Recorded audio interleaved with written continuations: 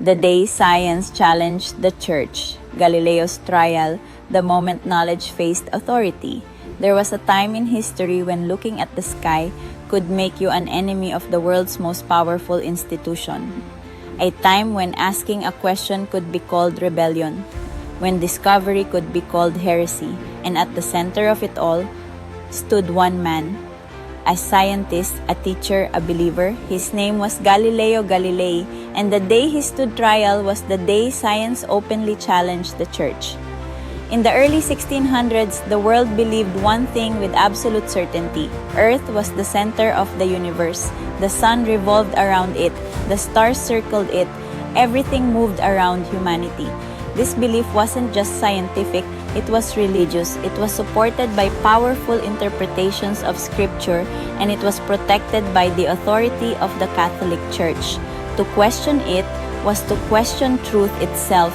Galileo was not the first to think differently. Years before him, a Polish astronomer named Nicolaus Copernicus proposed a radical idea.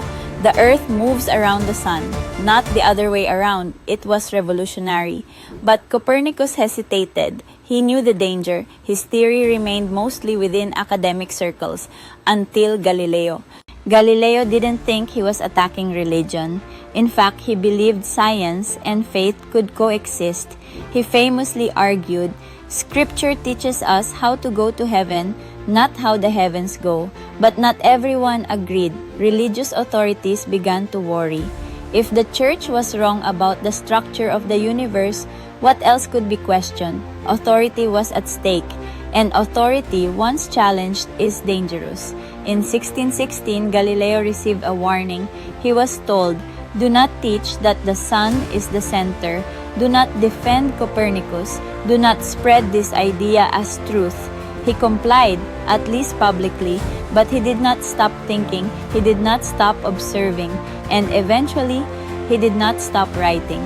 Years later, Galileo published a book, Dialogue Concerning the Two Chief World Systems. It was written as a conversation between three characters, one defending Earth-centered belief, one defending the Sun-centered model, one neutral observer.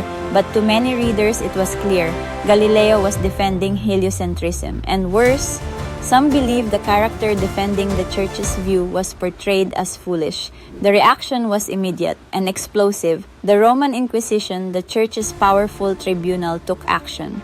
Galileo was summoned to Rome. He was old, weak, nearly blind, but he had no choice. He had to face trial.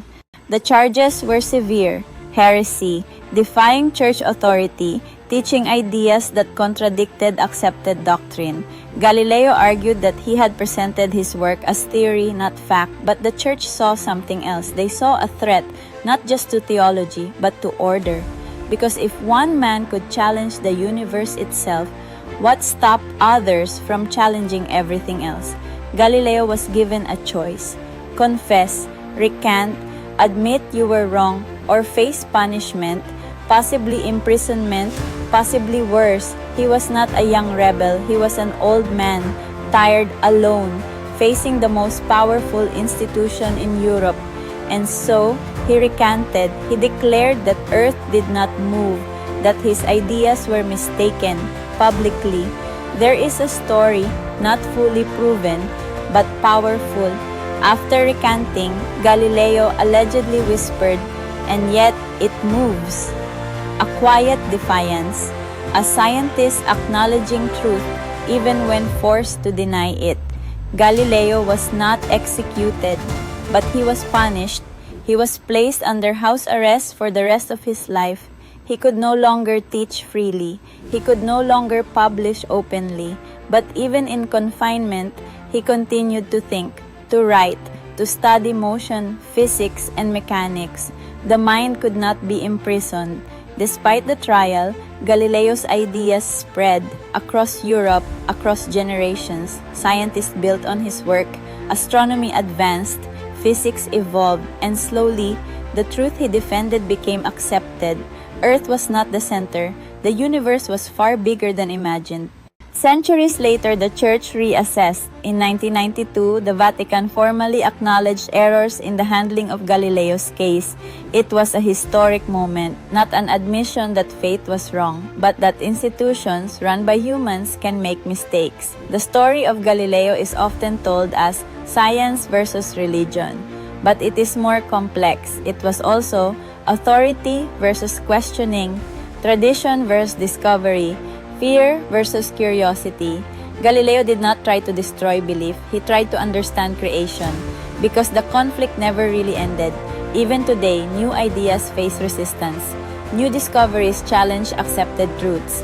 And society must decide, do we protect comfort or pursue knowledge? Galileo reminds us, progress often begins with discomfort. He lost freedom, he lost reputation, he lived his final years in isolation, but he did not lose the truth. And sometimes, history remembers not those who held power, but those who dared to question it.